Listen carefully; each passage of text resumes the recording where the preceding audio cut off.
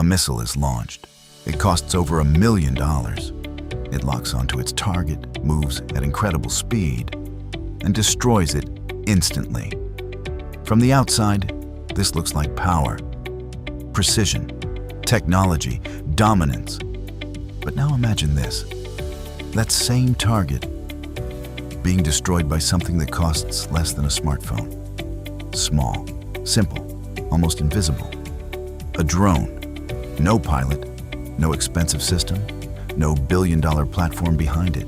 Just a machine doing the same job for a fraction of the cost. And suddenly, the logic of modern warfare begins to break. Because if a $1,000 drone can destroy a $10 million asset, then what exactly are billion-dollar weapons still for?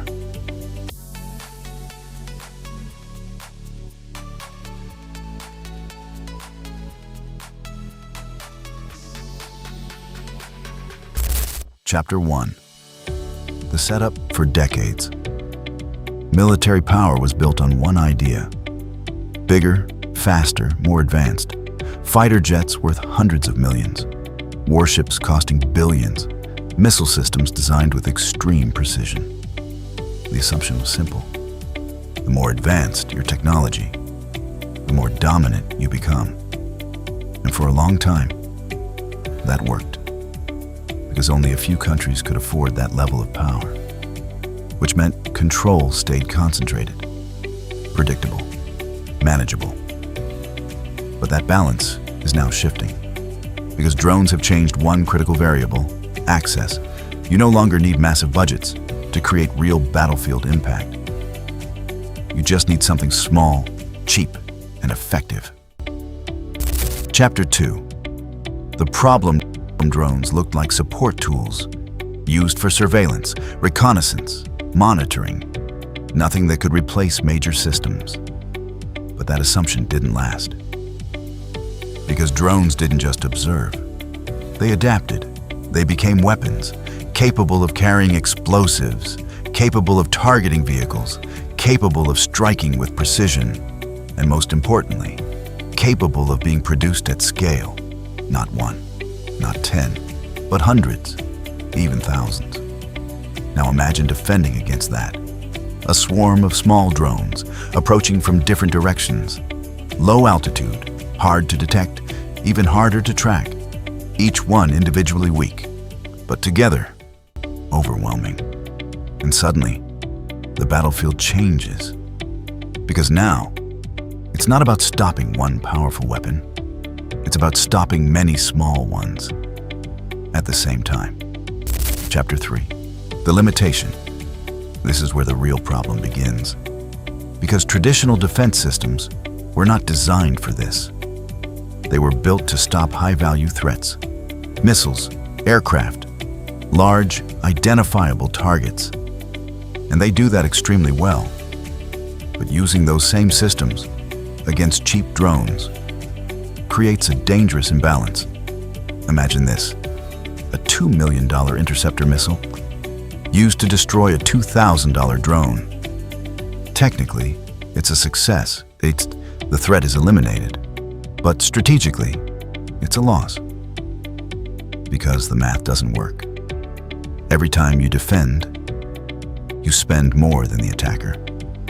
And if that continues, the outcome becomes predictable. Not because you're losing battles, but because you're losing sustainability. This is the trap. Not technological weakness, but economic pressure. Chapter 4, the turning point. There's a moment where this imbalance becomes impossible to ignore. It's not when a drone destroys something major. It's when it does it repeatedly, consistently, at scale. A tank disabled by a drone, a radar system taken out, a ship damaged. Not by overwhelming force, but by persistence. And here's what makes it different. You can replace a drone easily. You cannot replace a billion-dollar system quickly.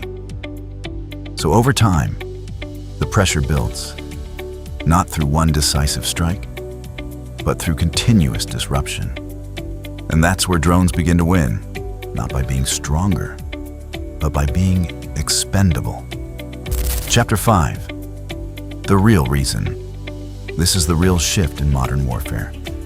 Power is no longer defined only by capability. It's defined by efficiency. How much you spent to create an effect. How sustainable your strategy is over time. Because in a prolonged conflict, resources matter more than single victories. And drones change that equation completely. They reduce the cost of attack, increase the difficulty of defense, and compress the time between action and impact. Which means you don't need overwhelming superiority anymore. You just need enough pressure for long enough. Chapter 6. The strategy. So what happens next? Militaries don't abandon advanced weapons. They adapt around them. Drones are not replacing everything. They're reshaping how everything is used. Now you see layered systems, advanced platforms, working alongside large numbers of drones, not as replacements, but as force multipliers. At the same time, defense is evolving. New systems designed specifically for drone threats. Faster detection, lower cost interception, electronic warfare. Because the goal is no longer just power, it's balance. Matching cost with cost, speed with speed, scale with scale. Chapter 7. The bigger implication. This goes beyond drones. Because what this reveals is a deeper shift. The barrier to entry in warfare is dropping. What once required massive infrastructure can now be done with minimal resources, which means more actors, more unpredictability, more complexity.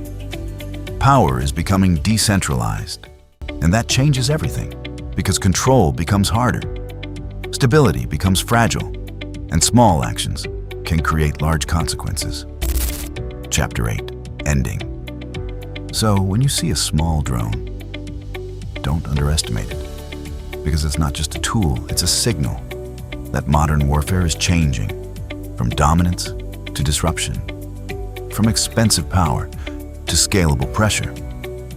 Because in the end, the most dangerous weapon is not always the most advanced.